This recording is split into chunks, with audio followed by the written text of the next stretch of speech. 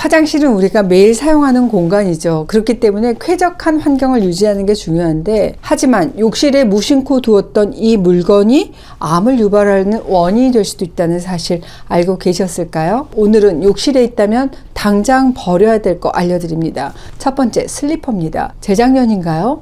다이소에서 판매됐던 욕실 슬리퍼에 유해 물질이 발견돼서 리콜 진행한 적이 있었잖아요. 그 당시에 판매됐던 슬리퍼에 납과 프탈레이트계 가소제 등이 기준치 이상으로 검출됐다고 막 뉴스에 나왔었잖아요. 중국의 한 뉴스 기사를 보니까 대부분의 중국산 아동 슬리퍼에서도 기준치를 초과하는 가소제 성분이 들어있는 것으로 알려져서 충격을 주고 있습니다. 실제로 한국소비자원에서 합성수지 슬리퍼 제품을 조사한 결과에서도 무려 20개 제품 중에서 절반이 기준치를 초과한 가소제, 납, 카드뮴 등이 검출된 것으로 나타났습니다. 보통 욕실 슬리퍼는 합성수지로 만들어집니다. 프탈레이트 가소제가 뭐냐? 이 플라스틱을 부드럽고 좀 유연하게 만들기 위해서 사용되는 거거든요. 일부 프탈레이트는 우리 내분비계 교란 물질이에요. 간 그리고 신장 손상을 유발할 수 있는 것으로 알려져 있고, 호르몬의 불균형이라든지 생식기 건강 문제, 그리고 발암 가능성까지 제기될 정도로 유해한 소재가 바로 프탈레이트입니다. 근데 피부 접촉이라든지 공기적으로 휘발돼요. 그래서 체내로 흡수가 가능하다는 게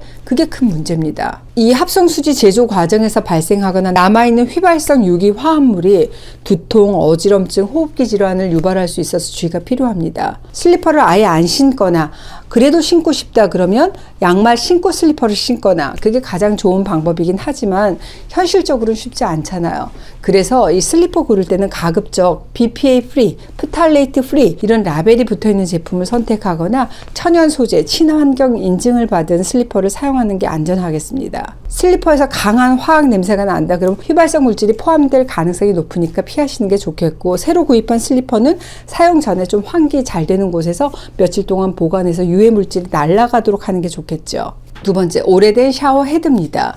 샤워기 헤드가 폐질환의 원인이 될 수 있다는 사실이 논란이 된 적이 있었죠. 이 샤워기 헤드는 습기하고 온도가 높아요. 세균하고 곰팡이가 번식하기가 쉽습니다. 특히 레지오넬라균 그리고 비결핵 항상균 이런 것들이 샤워기 헤드 내부에 서식할 수 있는데, 이 병원균들이 물을 통해서 우리 몸속으로 들어오게 되면 호흡기 질환이라든지 폐렴이 유발될 수 있어서 주의가 필요합니다. 2018년 미국하고 영국에서 이 사용 중인 샤워기 헤드 한 700여 개를 임의로 선택해서 그 안에 물때를 채취해서 세균 배양 실험을 했는데, 이 물때 세균 중에서 가장 많이 자라는 게 바로 비결핵 항상균이라는 박테리아였습니다. 우리가 양치할 때 어때요? 샤워기 헤드로 이렇게 헹구잖아요. 천식이나 폐 질환이 있으신 분들, 또 기관지 확장증이 있는 분들, 만성적으로 면역력이 좀 떨어진 분들은 반드시 주의하실 필요가 있습니다. 실제로 중국에서는 10년 넘게 교체하지 않은 샤워헤드를 사용해서 양치질을 한 여성이 비결핵 항상균 폐 질환에 걸린 사례가 이미 보고된 바가 있습니다. 우리 입안은 어때요? 이 점막으로 덮여 있잖아요. 그래서 세균이 더 쉽게 침투할 수 있습니다. 기저 면역이 약한 분들의 경우에는 비결핵 마이코박테리아 노출되잖아요. 그럼 만성 폐쇄성 폐질환이라든지 결핵, 기관지 확장증 이런 폐질환 발생 가능성이 높아집니다. 장기 이식을 받거나 자가 면역 질환으로 면역 억제제를 복용하는 분들, 상대적으로 면역력이 약한 암 환자분들은 그 위험성이 더 높다고 볼 수 있겠죠. 그럼 어떻게 해야 되냐? 이거는 물로만 식히지는 않습니다. 특히 비결핵 항상균은 염소로도 안 죽어요. 지금 바로 샤워기 줄과 헤드를 분리해서 대야에 식초하고 물 1:1로 섞어서 거울물에 하루 정도 담가 놓으시기 바랍니다. 샤워기 줄하고 헤드는 적어도 6개월에 한 번 교체하시고 자주 청소해 주는 게 좋겠습니다. 세 번째, 청소세제입니다. 아니, 청소세제도 버리라고? 네, 그냥 청소세제 아니고 다른 화학 성분하고 혼합된 청소세제입니다. 보통 우리가 욕실 깨끗하게 유지하려고 청소세제 사용하는데 이거 잘못 사용하잖아요. 독성가스가 생성되면서 호흡곤란, 심하면 사망에까지 이를 수 있어요. 욕실, 화장실 청소할 때 주로 락스 많이 쓰는데 락스에도 염소 성분이 들어있습니다. 근데 염소를 오랫동안 흡입하게 되면 눈, 코, 목을 자극하고 이게 고농도일 경우에는 폐 손상, 호흡곤란을 유발할 수 있기 때문에 사용할 때 반드시 환기를 시켜야 되는데, 더 위험한 건 뭔지 아세요? 다른 화학 성분이랑 혼합해서 사용하는 경우입니다. 바로 이 락스를 식초, 또 변기 세정제, 샴푸 등과 혼합 혼합되잖아요. 그러면 독성가스인 염소가스가 생성이 됩니다. 이 염소가스는 소량이라도 우리가 마시게 되면 눈물, 콧물, 기침을 유발하고 이거 오랫동안 흡입하면 피를 토한다든지 호흡곤란을 유발할 수 있습니다. 고농도로 흡입을 하게 되면 순간적으로 굉장히 심한 호흡곤란을 야기할 수 있습니다. 실제로 2020년에 청소용 락스하고 산성세제로 혼합해서 소독제로 만들어서 청소하던 분이 갑자기 가슴 통증을 호소하면서 돌연사하는 사고도 있었습니다. 정말 위험해요.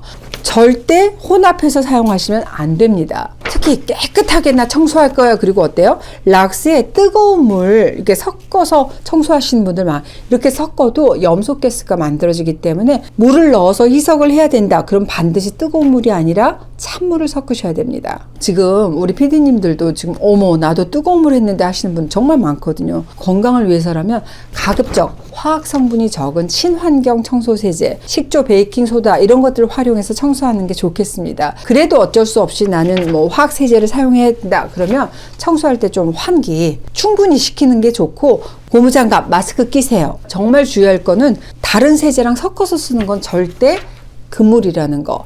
권장 사용량을 초과해서 과다하게 사용도 하지 마시고 애들 손에 닿지 않게 보관하시라는 거. 네 번째, 방향제입니다. 방향제는 어때요? 다양한 형태로 향긋하고 좀 쾌적한 인공적인 향을 제공합니다. 하지만 이 인공향이 우리 폐에 악영향을 미칠 수 있어요. 팝콘폐 들어보셨을까요? 팝콘폐가 뭐야? 미국의 팝콘 제조 공장에서 근무하던 근로자들이 폐쇄성 새기관지염이라는 질환에 걸린 사례가 발견이 되면서 팝콘폐 이 이름이 붙게 됐습니다. 이 팝콘에 인공 버터 향을 내기 위해서 사용된 디아세틸이라고 하는 화학물질을 장기간 흡입한 사람들에게서 처음 나타난 질환이에요. 디아세틸은 우리 폐 조직에 염증을 일으켜요. 기도, 새기관지를 좁게 만들어서 영구적인 폐 손상을 초래할 수 있습니다. 우리 주변에서 흔히 볼 수 있는 인공향들, 방향제, 향수, 화장품, 샴푸, 섬유유연제 이런 굉장히 많거든요. 가급적이면 이런 인공향에 노출이 안 되셨으면 좋겠어요. 이 인공향은 주로 화학 합성 과정을 통해서 만들어지는 거잖아요. 물론 대부분의 최종 제품에는 유해 물질이 안 남아있도록 철저하게 제거하고 엄격하게 관리되고 있지만 또 그렇지 못한 경우에는 기침이라든지 가슴 통증, 기관지염, 심한 경우에는 백혈병, 중증 질환을 유발할 수 있기 때문에 주의가 필요합니다.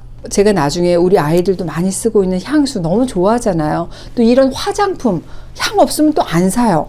이런 거에 들어간 인공향에 대해서 좀 더 자세히 다뤄보는 시간을 갖도록 하겠습니다. 너무 중요한 문제거든요. 아무튼 화장실에 오래된 방향제 버리시고 방향제를 난 그래도 꼭 사용해야 된다. 그럼 천연 성분으로 이루어진 방향제를 적절하게 환기하시면서 사용하시길 바랍니다.